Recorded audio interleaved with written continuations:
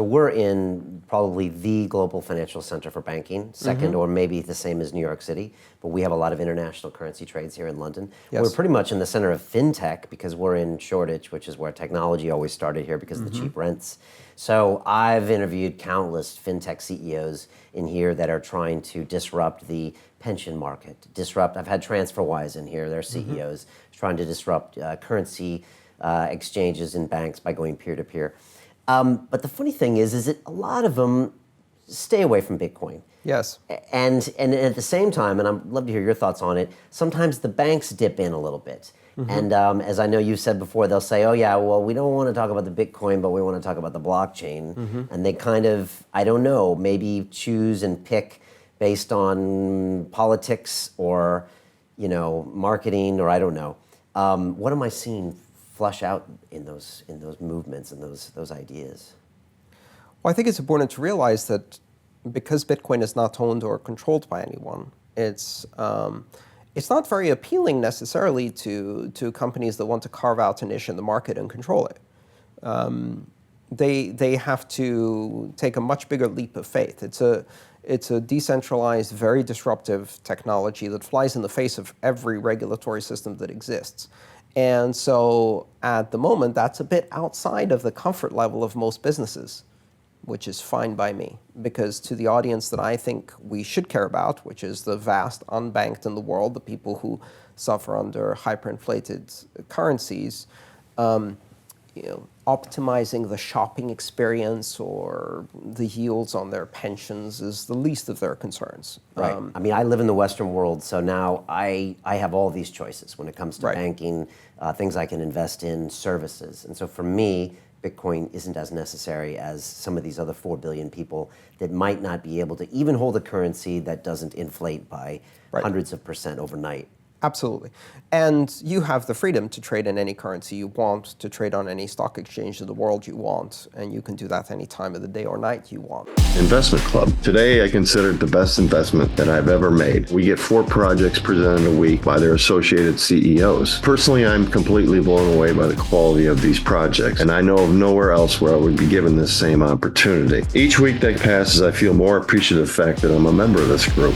The vibe was just tremendous. Everybody's on the same wavelength. We just clicked. Everybody listened to each other, enjoyed their company. It was just magical, magical. Take action. Don't take my word for it. Due diligence you need to do. And I really hope that someday down the road I see you in the club. It far exceeded expectations, without question.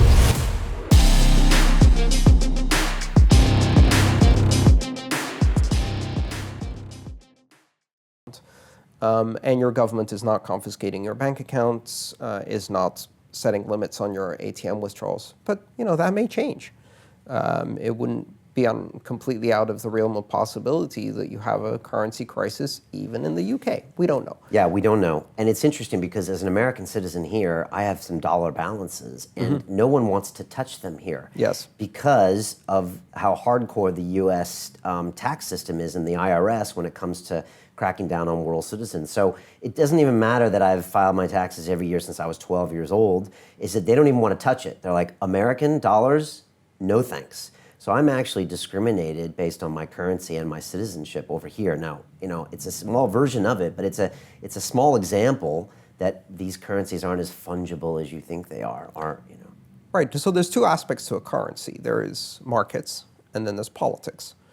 And the problem with national currencies is when politics overrides markets. And that's what you're experiencing in a small way is geopolitical considerations overriding market realities. And when that happens, usually that's reflected in the price of the currency. It's reflected in the flexibility and liquidity the currency has. And so one of the interesting things about Bitcoin is that it is completely neutral to geopolitics. It doesn't care. It does not. It's not owned by a nation, and so it has none of the considerations of geopolitics. That becomes more and more important the more geopolitics start affecting markets, right? So if you have, a resurgence of the Cold War, if you have a currency crisis within an economic area like the euro, then having a safe haven, having an exit opportunity is important. Hey, I know investing in crypto is scary. It takes a real leap of faith because there are so many scams, rug pulls, and bad actors out there. It's a dangerous business, which is why 95% of people lose all their money. Well, that's why I created the London Real Investment Club, so you can access the hottest deals on the planet and use the crypto bull market to create the generational wealth that you deserve. Join my team of over 100 people from around the world that are making millions of dollars behind the scenes investing in blockchain, AI, Web3 games, DeFi, Bitcoin, and more. Don't miss out. Click the link below to book a call with one of my team now. But hurry, this bull market will end soon. I know investing in crypto can be scary. That's why you gotta join the investment club. Pull the trigger. Let's do this.